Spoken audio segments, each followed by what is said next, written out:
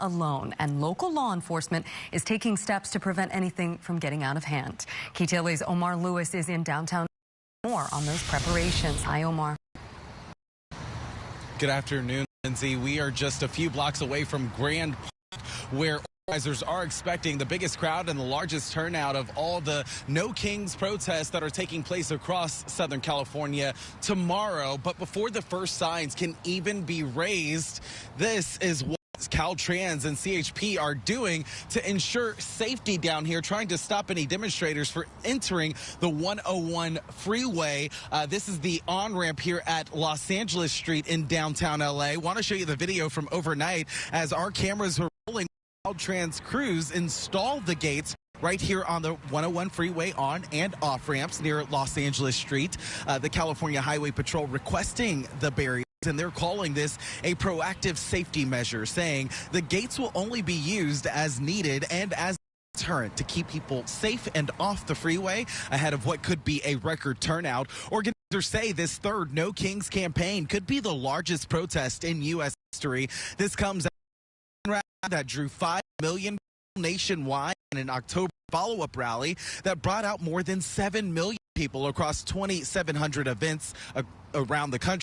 Here in LA County alone, 41 rallies and marches tomorrow as demonstrators push back on skyrocketing gas prices, the U.S. war with Iran, and what they call unchecked executive overreach. The nationwide No Kings protests are organized by Group 5051. We spoke to their Southern California chapter today. Here's what they had to say about the gates being installed here in downtown LA ahead of tomorrow's protest.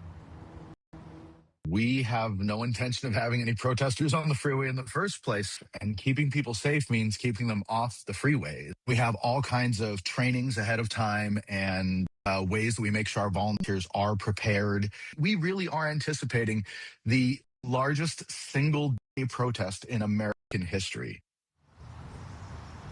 Law enforcement agencies across Southern California say they have resources ready to go, and they're reminding everyone that tomorrow's events must remain safe and lawful. Santa Monica Police also posting on their social media accounts about their comprehensive operational plan in place, including enhanced patrols and their rapid response teams. We can tell you that, again, 5051 says they have a plan in place to keep these demonstrations peaceful, and they're also prepared to address any agitators who might try to disrupt their message. Back out here live, as for these gates, CHP says whether the gates will be closed tomorrow, that will be event dependent. However, they have their officers ready to stand by and monitor this situation in real time, they tell us. That event at Grand Park, that starts at 2 o'clock until 5:30 tomorrow evening. That is the latest for now here live from downtown LA. I'm Omar Lewis for KTLA 5 News.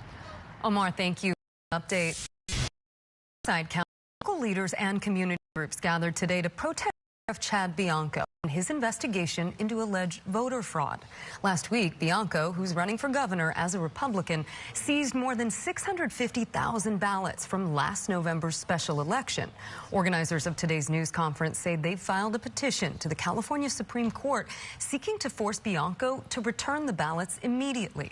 They say Bianco's investigation is politically motivated.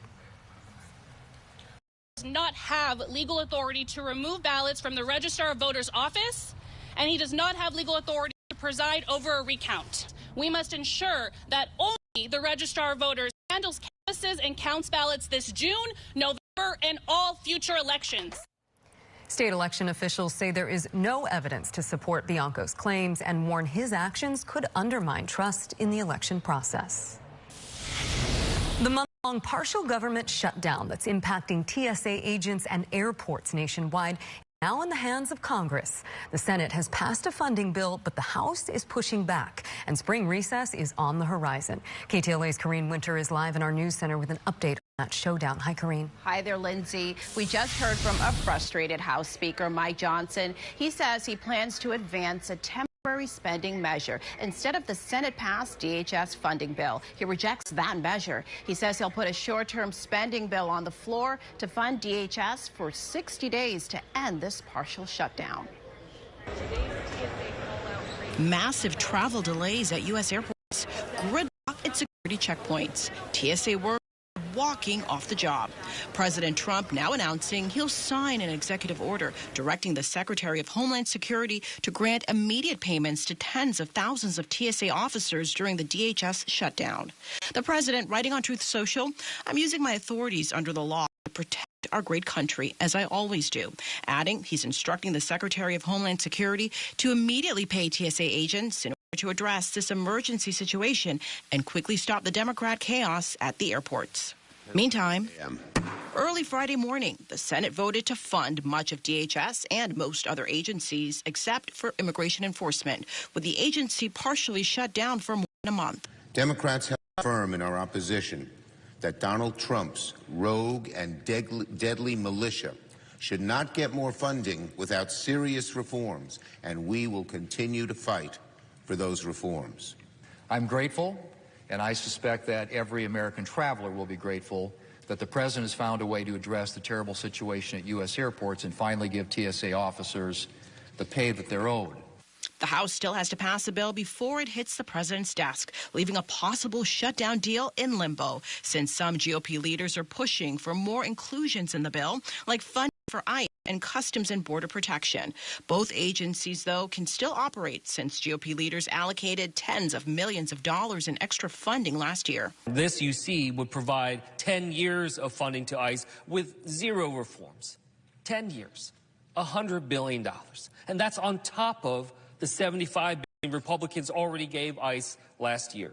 But either today or through reconciliation, we will fund ICE. Some House Republicans have indicated they may block the chamber's leaders from trying to push the bill through the House Rules Committee, since the Senate failed to pass a GOP voting bill called the Save America Act before other legislations could be considered.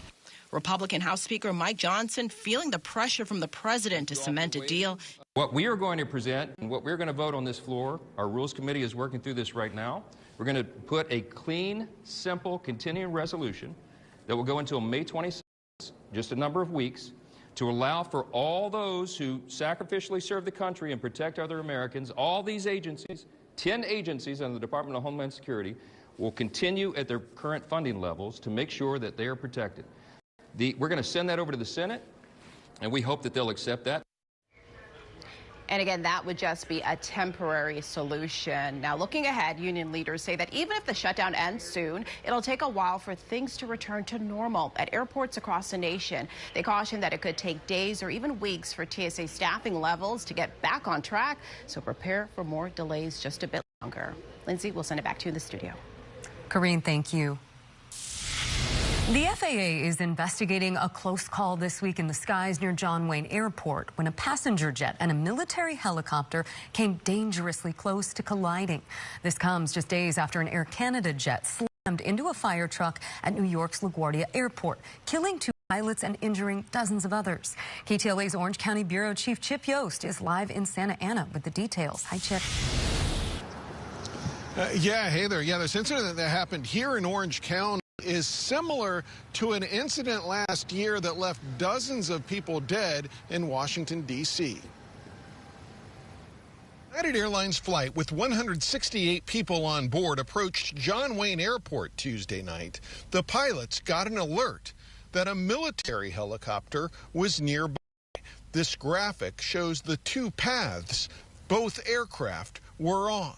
Did you get just a traffic call reference to the helicopter, or did they restrict your altitude or anything? We had a resolution advisory for United RA. Okay, so you guys had an RA. Okay, thank you. And we're going to be addressing that because that was not good. United Airlines put out a statement saying, during final approach to John Wayne Airport in Orange County, pilots on United Flight 589 were advised by air traffic control to watch for a military helicopter flying near the airport.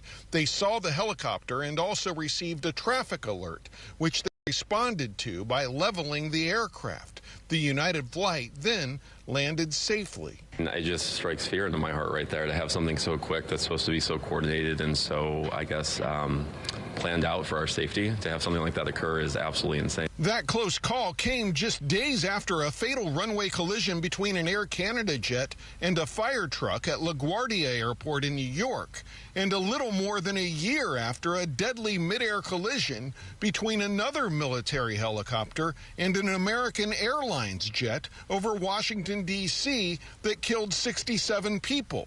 That collision led to a new rule recently being implemented by the FAA that mandates that radar be used to help separate helicopters and planes near busy airports.